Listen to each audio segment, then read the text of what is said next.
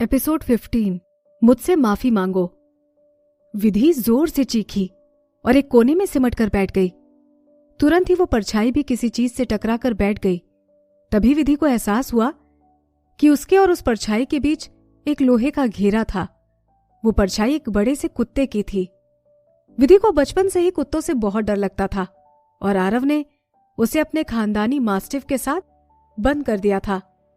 इतना ही नहीं, आरव ने अपने बंगले के आसपास उसी की तरह 10 और मास्टिफ को विधि की निगरानी करने के लिए रखा था ताकि वो वहां से भाग ना सके।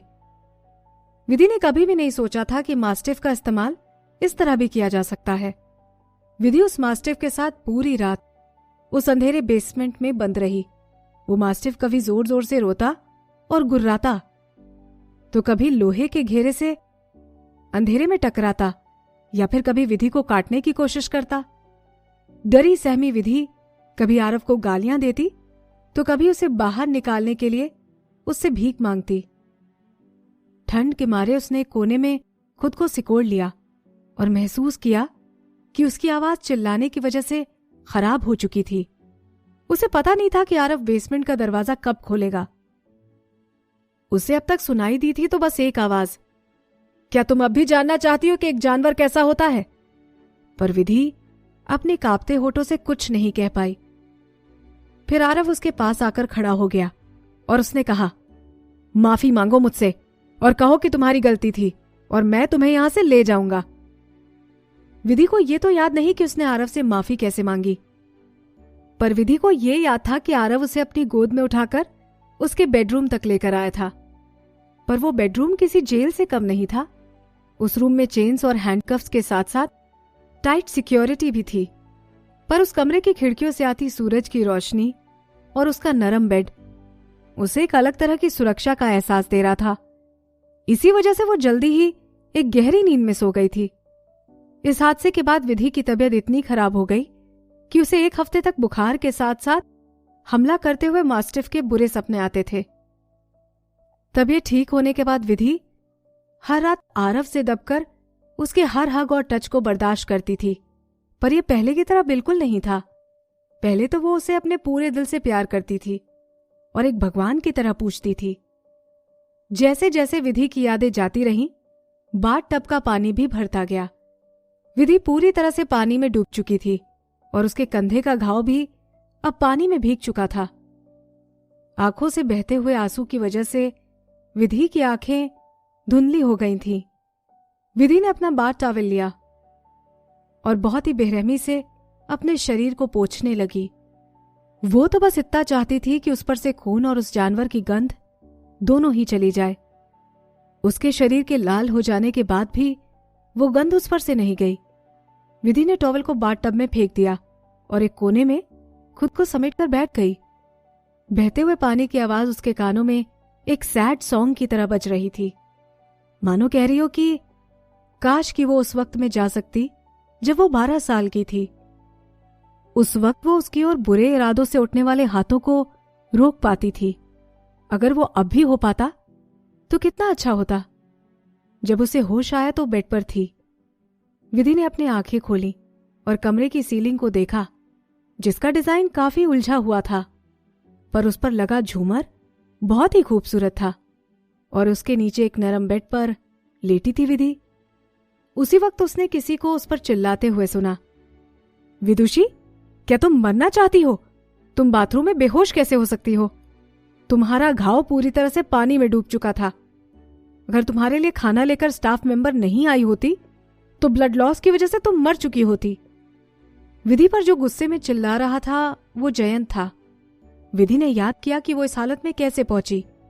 वो कुछ कहती उससे पहले ही किसी ने उसे रोककर कहा, विदुषी, तुम्हारा बहुत ज्यादा खून बह चुका है। मुझे लगता है तुम्हें कुछ दिन आराम करना चाहिए। उसी वक्त विधि को कमजोरी का एहसास हुआ और उसे चक्कर आने लगे। विधि का सच में बहुत ज्यादा ब्लड लॉस हुआ था, इसलिए उसने चुप रहना ही ठीक समझा। जयंत ने किसी को विधि की ड्रिप बदलते देखा और फिर सबके जाने के बाद वो उसके बेड के किनारे जाकर बैठ गया। उसने विधि से कहा, विदुषी, क्या सच में तुमने मुझे परेशान करने की अपनी एक आदत बना ली है? कल जब सभी ट्रेनीज ट्रेनिंग कैंप लौट रहे हैं तो तुमने खुद को आज ही चोट लगवा ली।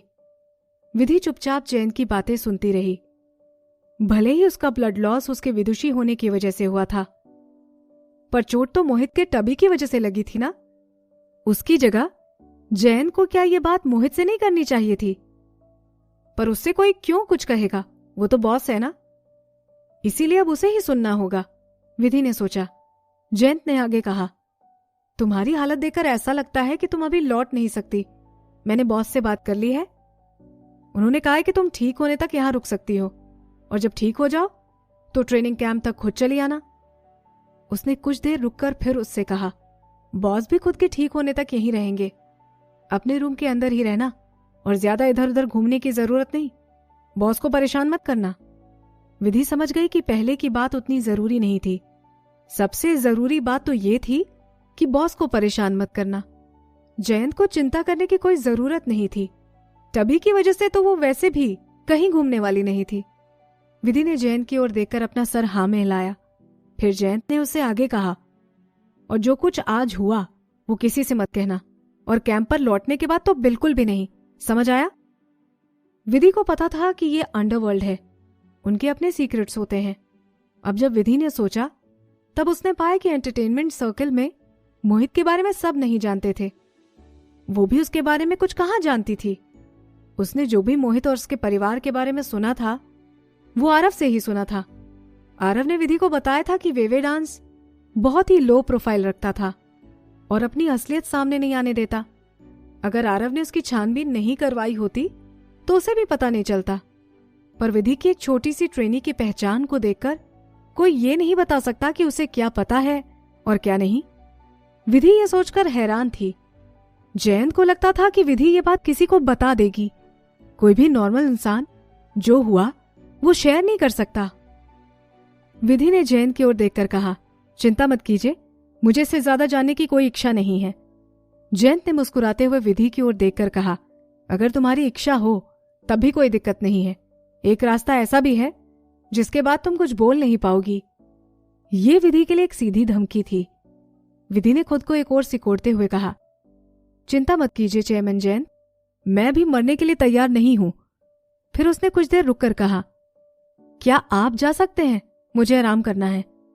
जयंत ने अपनी आंखें छोटी करके विधि को कुछ सोचते हुए उससे कहा, विदुषी, मैं तुम्हें समझ नहीं पा रहा हूं। या तो तुम बहुत सीधी हो या बहुत ही चालाक, पर यह अपनी बेवकूफियों की वजह से जान गंवाने से तो अच्छा है। इतना कहकर जयंत विधि के लिए ताली बजाते हुए अपनी जगह से उठा, उससे बोला, अच्छा अब मैं चलता हूं, कोई दिक्कत हो तो मुझे कॉल करना, और अगर कुछ चाहिए तो स्टाफ मेंबर्स से कहना। इतना कहकर जयंत वहां से चला गया। जयंत के जाने के बाद विधि भी लाइट्स को धीमी करके सो गई। विधि के अब खाली बैठने के दिन आ गए थे। इन वादियों की शांति और सुकून भरे माहौल में विधि रोज सुबह चाय बनाया करती थी और उसकी चुस्कियों का मजा लेते हुए सेकंड फ्लोर के गेस्ट रूम की बालकनी पर आराम से बैठकर किताबें पढ़ती थी। कभी कभी खुद को रिलैक्स करने के लिए दिन में सपने भी देखा करती थी। मोहित उसे कभी नजर नहीं आया था, पर स्टाफ मेंबर्स रोज विधि की कमरे की सफाई करने या उसके लिए खाना लेकर आया करते थे।